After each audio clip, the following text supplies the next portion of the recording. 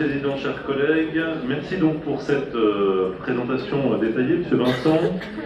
Si les bienfaits de cette coopération avec la ville de Tinca semblent évidents à Tinca, son efficacité semble plus discutable au niveau de notre métropole.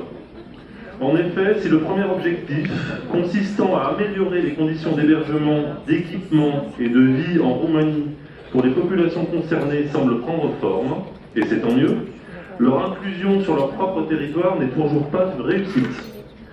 Nous l'avons constaté cet hiver, les campements illicites se sont multipliés un peu partout dans le Grand Lyon, à Saint-Priest, à Bron, etc. Ces campements de fortune, parfois construits au centre même des villes, ne présentent pas une solution humainement acceptable pour leurs habitants, ni une situation vivable au quotidien pour les riverains. D'un côté, des enfants qui vivent dans des conditions déplorables, que ce soit en termes de sécurité que sur un plan sanitaire. De l'autre, des habitants qui s'exaspèrent et qui, qu'on le veuille ou non, cristallisent beaucoup de rancœur en voyant tout ça. Si de nombreuses associations ont pu prendre en charge les habitants des campements pour les aider, même si parfois il fut difficile de voir les conditions de démantèlement de certains camps, les grands Lyonnais, et le compris, se sont souvent sentis en revanche parfois bien dépourvus face à ce phénomène. Qui est responsable au niveau de notre métropole? Qui s'occupe du sujet sur le terrain pour répondre aux interrogations, pour calmer les esprits, pour trouver des solutions?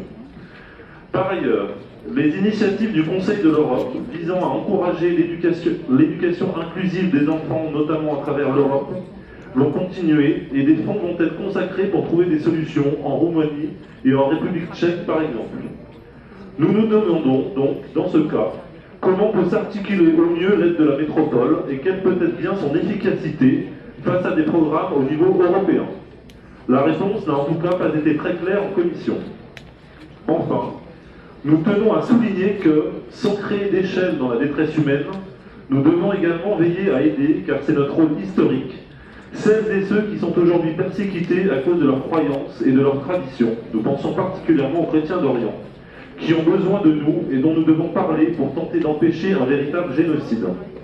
Face à ces interrogations et dans l'attente d'une plus grande efficacité, à mesurer bien sûr dans l'ensemble des communes de la métropole, nous ne voterons pas cette délibération. Merci.